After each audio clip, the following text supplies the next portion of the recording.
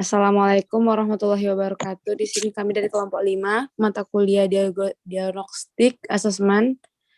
Di sini kami ada terdiri dari 4 anggota. Yang pertama ada Ajis Rizkyananda, yang kedua ada Putri Mauliani Tania, yang ketiga ada Putri Balkis, dan keempat ada Rada Putri Fadilah. Di sini akan dimulai dari Kak Putri Mulyani untuk menjelaskan asesmen klinis dan konseling.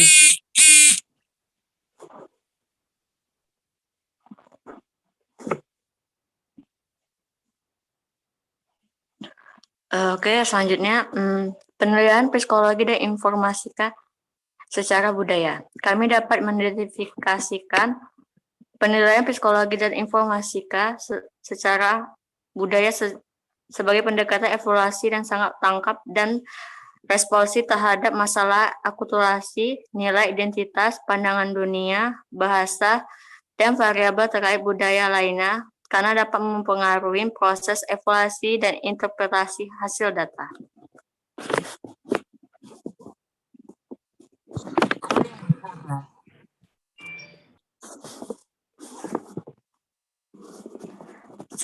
Selama penilaian formal, penilaian pengingatan semua informasi budaya yang diperoleh termasuk kebiasaan apapun mengenai ruang pribadi, kontak mata, dan sebagainya. Setelah penilaian yang peka terhadap budaya dapat mengevaluasikan kembali data dan kesimpulan untuk setiap kemungkinan dampak merugikan dari faktor-faktor yang berhubungan dengan budaya. Jadi misalnya dengan peringatan frekuensi 1997 dengan tegasnya mengingatkan penilaian yang kebetulan telah memberikan MMPI dan bukan MMPI 2 kepada klien Chicano kemungkinan meninjau kembali protokol dan interpretasi dengan tujuan mengidentifikasi kemungkinan overtime.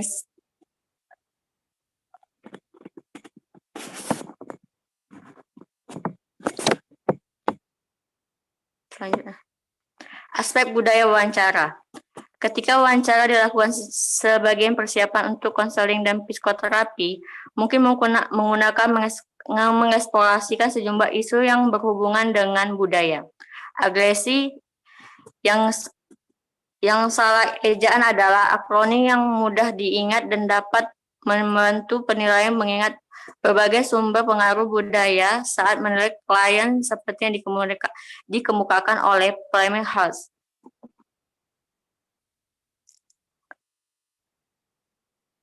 PTSD, Post Traumatic Stress Disorder, dalam mengembalikan veteran dan budaya militer. Diperkirakan 12 hingga 20% veteran militer dan personel militer yang bertugas diharapkan mengalami cedera stres pasca trauma baik segera setelah atau bahkan bertahun-tahun setelah menempatkan mereka atau Departemen Urusan Veteran Amerika Serikat 2016, Urutan Veteran Kanada 2016. Trauma terkaitan layanan dapat mengakibatkan stres yang berkelanjutan dan kesulitan menyelesaikan termasuk penyalahgunaan zat, depresi, penarikan sosial, dan fungsi impersonal yang terganggu yang meningkatkan perilaku agresif dan bunuh diri.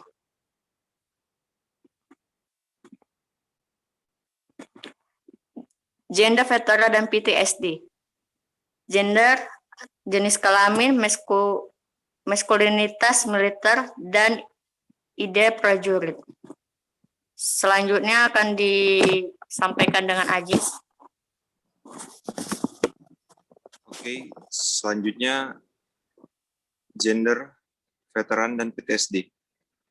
Jadi, laki-laki membentuk 88% dari populasi veteran.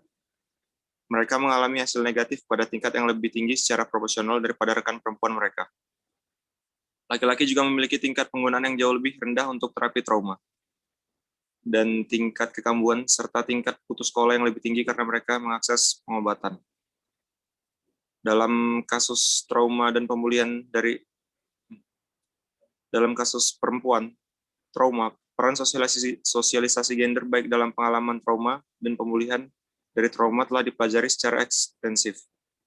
Sebaliknya, relatif sedikit perhatian yang diberikan pada pengaruh sosialisasi gender baik dalam pengalaman trauma laki-laki dan pengalaman yang terkait dengan menjadi veteran laki-laki dari dinas militer.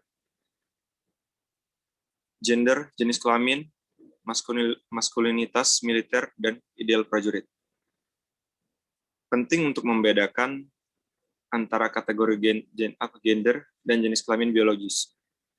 Dua komponen identitas yang paling sentral. Jenis kelamin adalah istilah yang menggambarkan susunan biologis tubuh. Sedangkan gender mengacu pada berbagai peran yang dibangun secara sosial, yang tidak ada habisnya, yang diinternalisasi dan diberlakukan, dan yang mulai dipaksakan pada anak-anak sejak jenis kelamin janin ditentukan.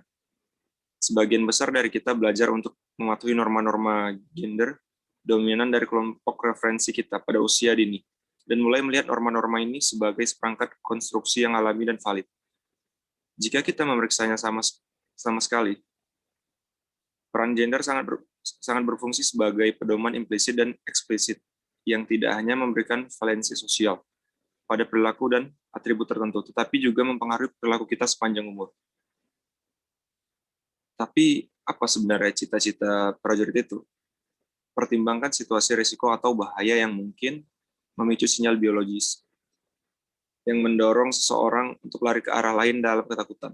Dalam situasi seperti itu, fungsi kelangsungan hidup positif dari ideologi gender maskulin melibatkan konfrontasi peran biologis tersebut dan menekan atau meniadakannya.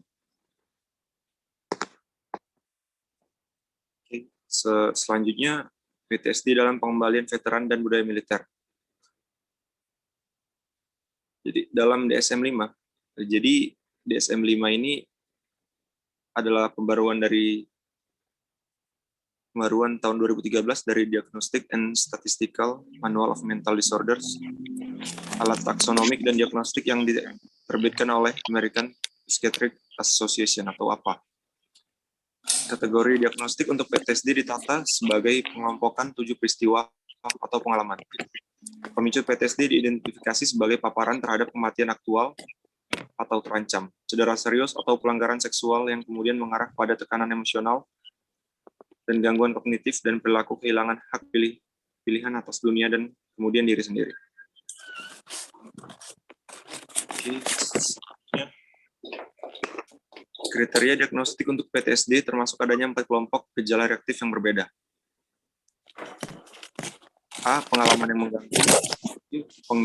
Penghindaran dan mati rasa emosional. C. Kognisi dan suasana hati negatif. D. Peningkatan gairah otonom. Gejala tersebut menyebabkan penderitaan yang signifikan secara klinis dan gangguan dalam interaksi sosial individu, kapasitas untuk bekerja atau area fungsi penting lainnya. Selanjutnya, aplikasi khusus tindakan klinis. Tindakan klinis memiliki aplikasi dalam berbagai pengaturan terkait penelitian dan terapan. Eksplorasi riwayat pribadi dengan obat-obatan dan alkohol dapat dilakukan melalui kuesioner atau wawancara tatap muka. Namun, prosedur langsung seperti itu sangat bergantung pada manajemen kesan dan semua kelemahan potensial lainnya dari instrumen laporan diri. Oke. Selanjutnya, sejumlah tes dan skala telah dikembangkan untuk membantu penilaian penyalahgunaan dan kecanduan. MMPI 2RF, misalnya, berisi 3 skala yang memberikan informasi tentang potensi penyalahgunaan zat. Yang tertua dari ketiga skala ini adalah skala alkoholisme, McAndrew. Sejak direvisi dan biasanya hanya disebut sebagai MACR. Skala ini awalnya dibangun untuk membantu membedakan alkoholik dari pasien psikiatri non-alkohol. Oke, selanjutnya penilaian psikologis forensik. Istilah forensik penilaian psikologis dapat didefinisikan secara luas sebagai teori dan penerapan psikologis, evaluasi dan pengukuran dalam konteks hukum. Psikolog, psikiater, dan kesehatan lainnya profesional dapat dipanggil oleh pengadilan. Personel koreksi dan pembebasan bersyarat, pengacara, dan lainnya terlibat dalam sistem peradilan pidana untuk menawarkan pendapat ahli. Pendapat ahli forensik mungkin dicari baik dalam proses pidana maupun litigasi perdata. Selanjutnya, sebelum membahas aspek terkait penilaian di beberapa dari banyak bidang forensik psikologi, penting untuk catat bahwa ada perbedaan besar antara forensik dan praktek klinis. Oke, selanjutnya akan dibacakan oleh teman saya. Mungkin perbedaan terbesar adalah bahwa dalam situasi forensik, dokter mungkin klien dari pihak ketiga atau seperti pengadilan, dan mungkin dari pihak yang dinilai. Fakta ini juga sebagai implikasinya sehubungan dengan isu-isu seperti kerahasiaan. Harus dibuat jelas untuk penilaian. Perbedaan lain antara praktik klinis, forensik, dan umum adalah bahwa pasien umum telah dipaksa untuk menjalin penilaian. Berbeda dengan terapi pencarian klien pada umumnya. Untuk misalnya, orang yang dinilai tidak terlalu termotivasi untuk jujur. Oleh karena itu, sangat penting bahwa penilai tidak hanya mengandalkan representasi penilai, tetapi juga pada semua yang tersedia dokumentasi, seperti laporan polisi dan wawancara dengan orang-orang yang mungkin terkait pengetahuan. Next, yang slide ketiga, 13.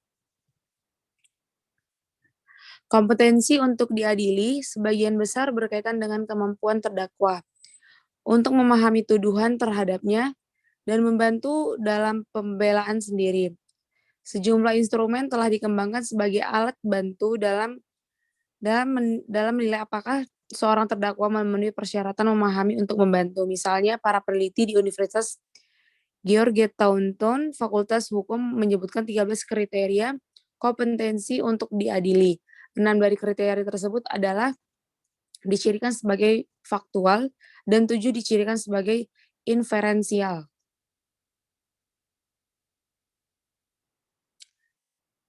Selanjutnya, secara umum, faktual kriteria berkaitan dengan penilaian klinis mengenai kemampuan terdakwa untuk memahami biaya dan prosedur hukum yang relevan.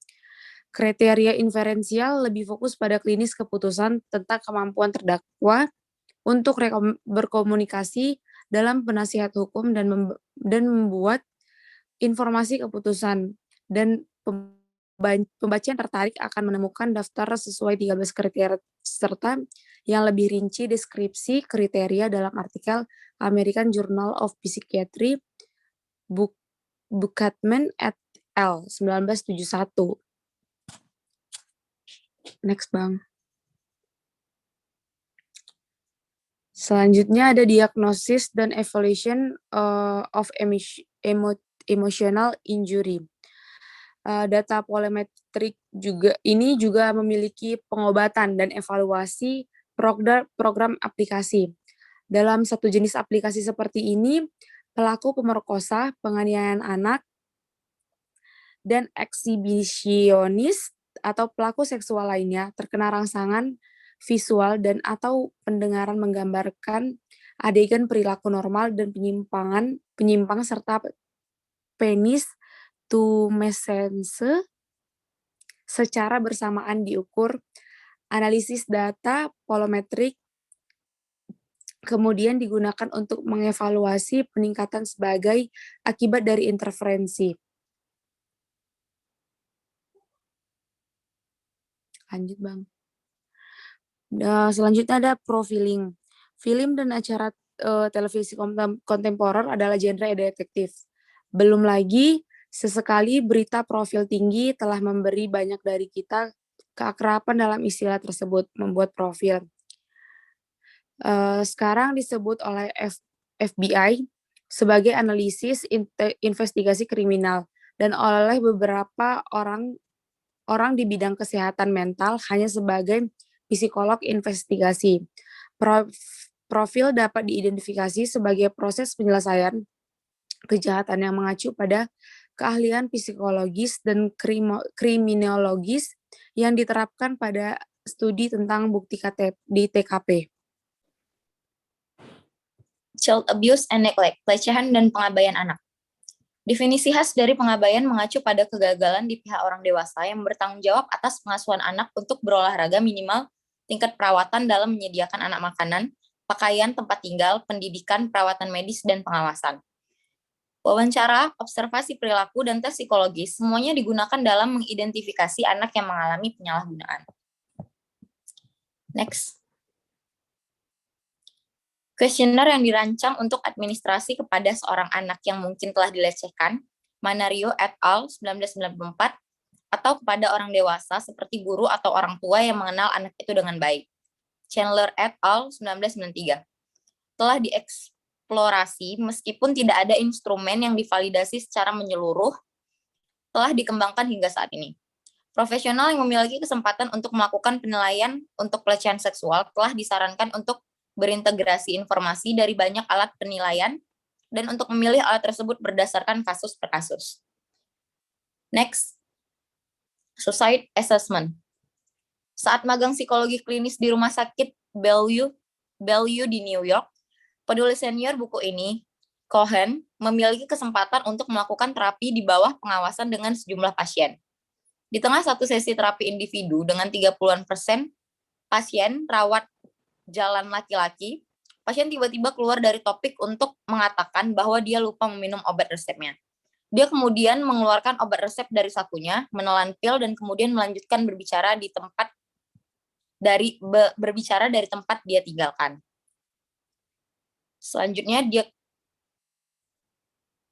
balik. Next, this diagnosis pasien. Next. Diagnosis pasien harus diperhitungkan sebagai diagnosis tertentu, seperti kepribadian ambang, gangguan, depresi, gangguan stres pasca trauma, dan penyalahgunaan alkohol. Dapat menempatkan individu pada risiko yang lebih tinggi untuk bunuh diri. Selain mengevaluasi risiko bunuh diri dari perspektif riwayat pasien, dokter mengevaluasi risiko dari perspektif kehidupan individu keadaan saat ini. Next. Laporan psikologi. Beberapa elemen dasar yang umum untuk sebagian besar laporan psikologis dan belajar bagaimana untuk menulis satu adalah keterampilan yang diperlukan dalam pengaturan pendidikan, organisasi, dan lainnya. Pengaturan apapun di mana penilaian psikologis berlangsung. Gambar 13.1 berisi deskripsi sampel elemen laporan penilaian psikologis. Laporan penilaian psikologis. Sebagian besar peneliti mengembangkan gaya penulisan laporan yang mereka yakini paling sesuai dengan tujuan spesifik penelitian. Umumnya, bagaimanapun, sebagian besar laporan klinis mengandung unsur-unsur yang tercantum dan dibahas secara singkat di bawah ini. Ada data demografis, alasan rujukan, tes yang dilaksanakan, rekomendasi, dan ringkasan. Okay. Data demografis. Data demografis yang termasuk di sini adalah semua atau beberapa hal berikut. Seperti nama pasien, alamat, nomor telepon, pendidikan, pekerjaan, agama, status pernikahan, tanggal lahir, tempat lahir, keanggotaan, etnis, kewarganegaraan, dan tanggal pengujian. Nama pemeriksa juga dapat dicantumkan dengan bahan pengenal tersebut. Selanjutnya, alasan rujukan. Mengapa pasien ini dirujuk untuk penilaian psikologis? Jika semua relevan informasi latar belakang tidak tercakup dalam bagian alasan rujukan laporan, mungkin tercakup dalam bagian terpisah berlabel latar belakang, tidak diilustrasikan, atau di bagian selanjutnya berlabel temuan. Selanjutnya, tes yang dilaksanakan. Di sini penguji hanya mencantumkan nama-nama tes yang diberikan, bersama dengan tanggal setiap tes pada daftar yang diberikan. Selanjutnya, rekomendasi. Rekomendasi berdasarkan penilaian psikologis dengan perhatian khusus pada faktor-faktor seperti aspek pribadi dan kekurangan peserta ujian. Rekomendasi yang ditunjukkan kepada pasien memperbaiki masalah yang disajikan. Ringkasan. Bagian ringkasan termasuk dalam bentuk singkat, pernyataan tentang alasan rujukan, temuan, dan rekomendasi. Bagian ini biasanya hanya 1 atau 2 paragraf dan harus menyediakan pernyataan singkat tentang siapa yang diperiksa, mengapa yang diperiksa dirujuk untuk pengujian, apa yang ditemukan, dan apa yang perlu dilakukan.